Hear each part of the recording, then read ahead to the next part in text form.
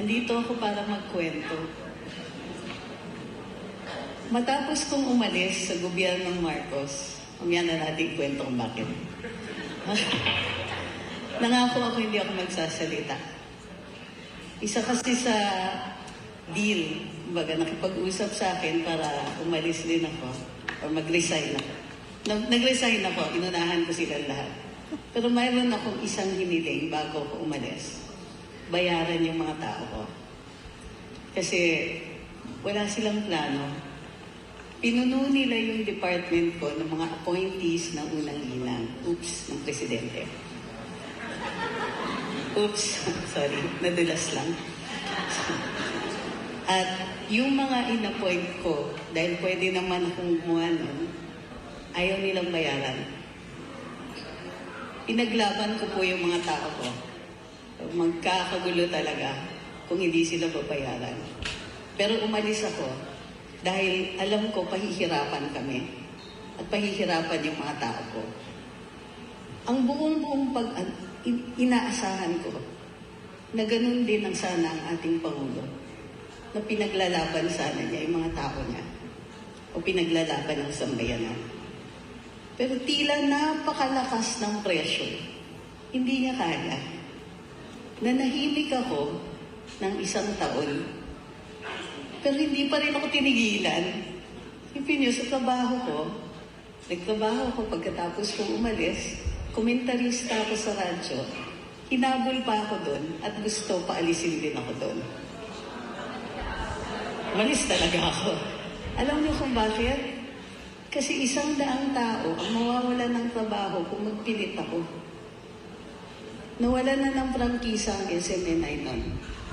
May meligro na pati prangkisa doon sa naman pinapasukan ko, mawawalan din. Pero hindi ako nagsalita dahil doon. Nagsalita ako kasi may napansin ako. Hindi pa lumalamig, kumbaga, yung pagkaalis ko doon. Nung napansin ko, may maliit na parang petisyon na umiikot. Yung petisyon na to, pinapapirma sa mga barangay. Ito ay petisyon para baguhin yung saligang batas. Para dun sa pagbabago na yon, ang kailangan lang, ang hinihiling nila, ay ang pagboto ng pagbabago sa isang constituent assembly sa pagpupulong ay parehong sabay bumoboto ang Senado at Kongreso. Normally yan, hiwalay yan magbaboto. Hindi kasi maliwanag sa saligang batas. So ang gusto dun sa petisyon, sabay sila. So yung boto ng isang senador, pareho lang sa boto ng isang kongresista. Kung magkahiwalay, kailangan ang Senado at ang Kongreso magkasundo. Pero gusto nila isa lang. Bakit? Mas malaki yung Kongreso. Kahit anong gawin ng Senadong tumambling-tumbling sila, mananalo ang House. Pero, dahil noong una, hindi ito napansin, kami ang unang nagpahayag. Sabi ko, alam niyo ba ang ibig sabihin nito? Kasi nakalagay din doon, hindi kailangan magkasundo ang Senate President at saka ang House Speaker para manawagan ng pagbabago sa saligang batas. Pwede kahit House Speaker lang. Ano ibig sabihin? Di ba? Kalain nyo. Tahimik, nag-umpisa. Kaya lang, syempre, na-curious yung mga tao. Padala ng padala. Attorney, anong ibig sabihin nito?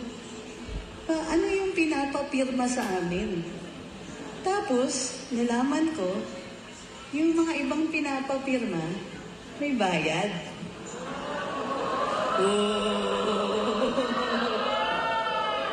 Pero walang publicity. Tahimik na tahimik. So, una kaming nagpahayag nun. Niyayanig namin ng Kongreso. Uy, ano ibig sabihin nito? At ano ba ang gusto ninyong baguhin? Lumiwanag ang lahat nung nagsalita na si dating Pangulong Rodrigo Duterte. Sabi niya, term extensions.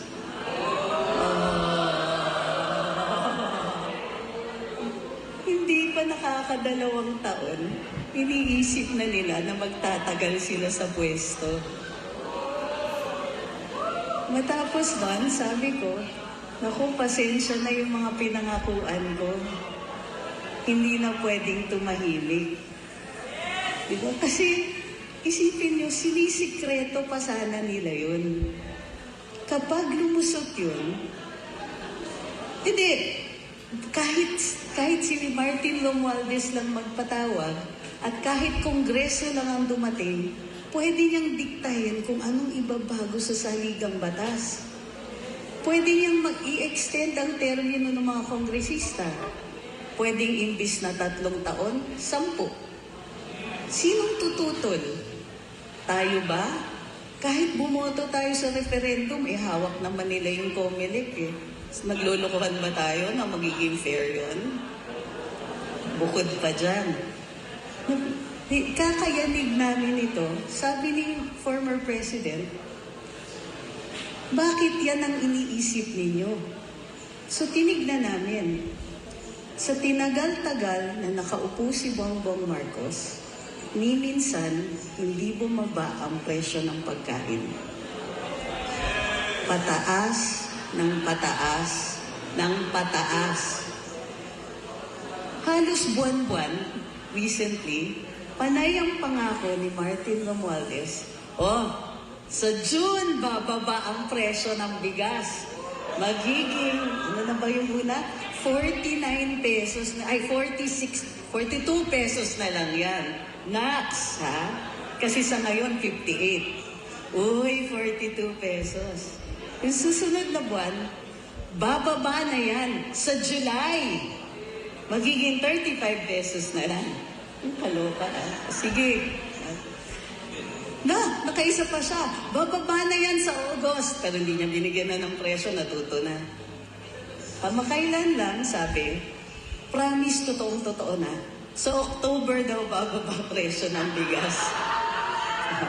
Nagkakalokohan na tayo dito. Minsan ka magsinungaling sa akin, maniwala ako sa'yo. Tanga ako nun. 2 beses na magsinungaling ka sa akin, maniniwala pa ba tayo? Nakapat na! Akala mo, ang babait nila nung binoto natin si Bongbong Marcos. Manloloko! Manloloko! Manloloko! Manloloko! Manloloko! Aminin nyo, sino dito nabudol? Kami! Nabudol kami! Nabudol kami! Nabudol kami! Nabudol kami! Nabudol kami! Simula nun, dinaraman na natin. People's Initiative, ang tawag nila dun sa pirma-pirma na yan. PI talaga. Okay. Lahat na lang, pag binasa ko, lahat ng ginagawa nila, napansin ko. Mukhang tungo talaga sa pagbabago ng saligang batas. Tungo talaga, kaya protect the Constitution. Tungo talaga dahil ayaw na nilang bumaba. Hindi ako nagbibiro. Gusto ko sana hindi totoo, pero totoo siya. Alam niyo kung bakit? Itong 2024, nung pinag-uusapan ng budget last year, wala na halos inilaan na pera sa mga serbisyo ng gobyerno. Naglaan sila ng 500 billion pesos para sa ayuda daw. Nanako ng ayuda, walang bagyo. Nanako ng ayuda, walang pandemya. Nangako ang ayuda, walang... Sino nangangailangan? Ang kailangan natin, trabaho.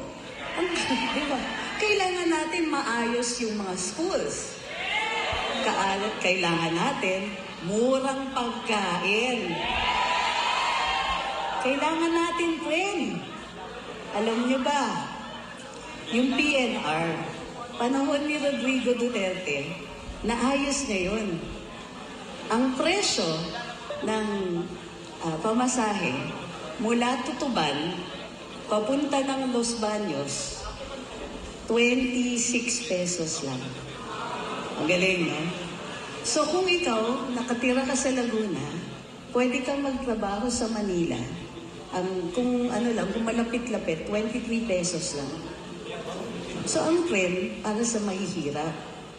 Ano ang unang pinatigil ni Bongbong Marcos na transportation?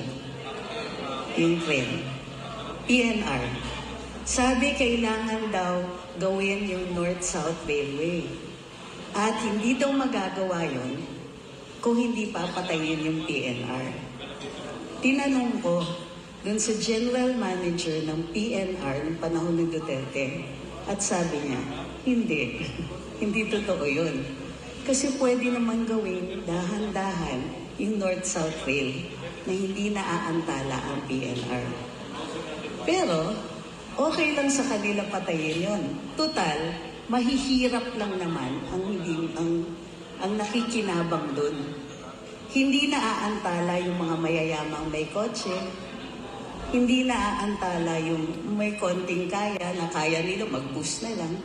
Hindi. Yung pinakamura yung pinatay nila. Dahil gusto nilang mamontrata.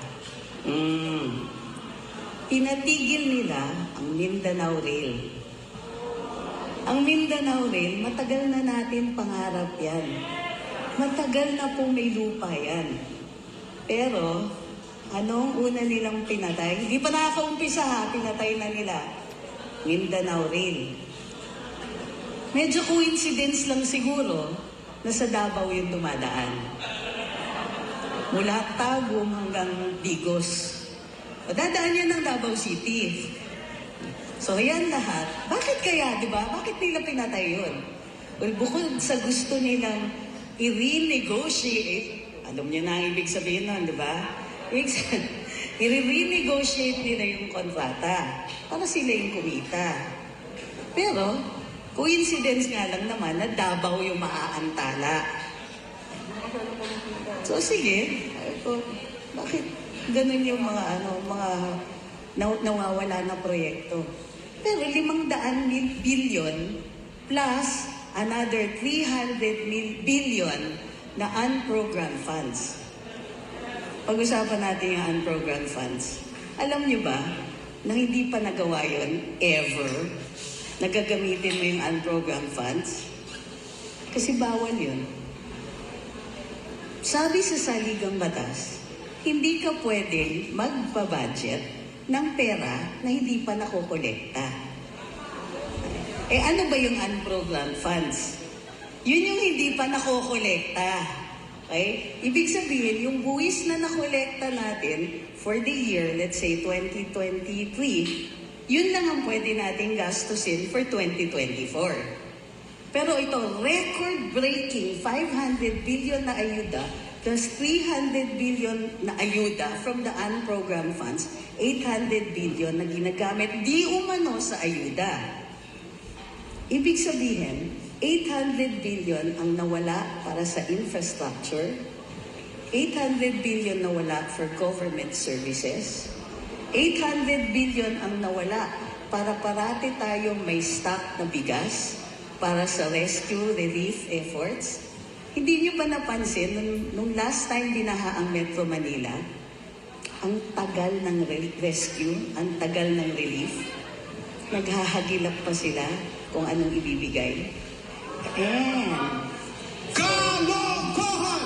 Kalokohan! Kalokohan! Kalokohan! Kalokohan! for the first time in so many years, humingi tayo ng tulong sa ibang bansa para sa disaster relief. Pero ang katakataka, andito yung mga kano. Sabi nila, makikigamit sila ng bases dito sa Pilipinas kasi tutulong sila sa rescue and relief. Aba, ni anino ng mga puti, wala akong nakita, ha? Sabi ko, ganun makataas yung baha. Inalod pati yung mga kano. Wala. San? Sino galing? Sino galing? Sino galing? Sino galing? So, 800 billion yan. Ibig sabihin, ang budget ng 2024, walang bago. Walang bagong proyekto. Natigil ang infrastructure. Ilan ba, nakita niyo ba, ilan beses nag-ribbon cutting si PBBM ng bagong kalye? May nakita ba kayo ng 2024? Wala! Puro groundbreaking. Ay, mag-uumpisa ng proyekto. May-shovel pa siya. Pasampala. Yay! Groundbreaking tayo. Buong taon, puro groundbreaking lang ang ginawa niya. Walang ni isang proyekto na natapos.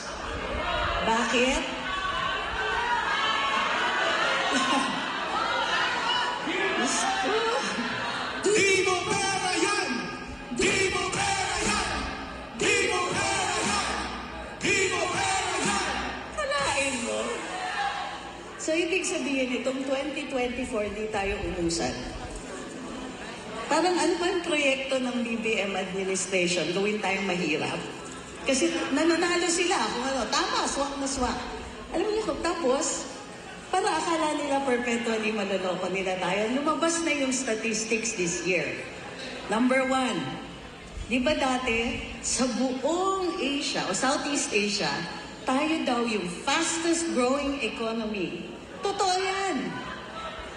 Until 2022, correct? Bumagal ang growth, lumabas this year na yung projected growth natin, parati natin pinoproject at 6 to 7%. This year, hindi na siya umabot. This year, nasa ilan na lang. Bakit? Paano tayo lalaki? Yung pera ng gobyerno na normally umiikot sa ekonomiya, wala nga. Nasa bulsa. Nako!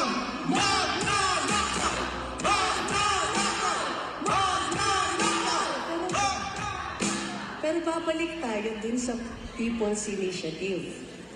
Ang dahilan kung bakit ang laki-laki ng ayuda, kasi tahimik na tahimik, tinuloy pa rin ang People's Initiative. Tuloy pa rin yung signature campaign. Ito yung himala. Okay, maraming kababalaghan, pero ito yung himala. Noong 2023, sabi ng COMELEC, ay, hindi pwede gawin yan. Kasi sinabi na ng Korte Suprema na yung batas ng People's Initiative hindi pwede gawin para baguhin ang saligang batas. Yun ang unang sinabi ng COMELEC. Noong humarap sila sa Senado, nagbago sila ng kwento. Ay, pwede pala. Sabi nila, sabi ko, bakit ano na bago? Wala. Utak lang pala ni Sir George Garcia ang nagbago. Pagkatapos nun, nung matindi na yung galit ng mga tao, biglang sabi, ay, hindi pala pwede. So, pinatigil. Hindi na daw sila tumatanggap ng signatures. Pero, kinokolekta pa rin. Ano ibig sabihin nun? Oh, niloloko nila tayo. Grabe talaga. Manloloko! Manloloko! Manloloko! Manloloko! Ang framework nito ng buong Marcos administration, iisipin natin, lahat ng ginagawa nila ay tungo sa term extensions. Ayuda. Bakit mo i-contract? Lumiit ang budget for 2024 kasi lahat ng pera napupunta sa ayuda. So ito, gumagawa sila ng budget for 2025 and guess what? Lumiit na naman. Ibig sabihin, less schools, less infra kung meron man. Kasi last year halos wala. Itong year na to halos wala. So, less spending, less projects, and less healthcare. Ito yung pinaka-importante. Nung panahon ni Rodrigo Duterte, ang proyekto niya talaga sa 6 na taon ay to reduce poverty. Kaya lahat ng proyekto tungo doon. Train, kasi mura ang train. At mababawasan ang traffic, hindi naaantala ang taong bayan. Free tertiary education. Isipin niyo, laki yung tulong sa magulang nun. Hindi ka magbabayad ng tuition, makakatapos ang mga anak natin. Libre paaral! Libre paaral! Walang- Libre paaral! Walang presidente na nangarap ng ganyang kalaki na makapagbigay ng libreng tuition sa mga mamamayan. Itong si BBM, wala na siyang kailangan i-plano, itutuloy lang niya yun. Guess what? Technical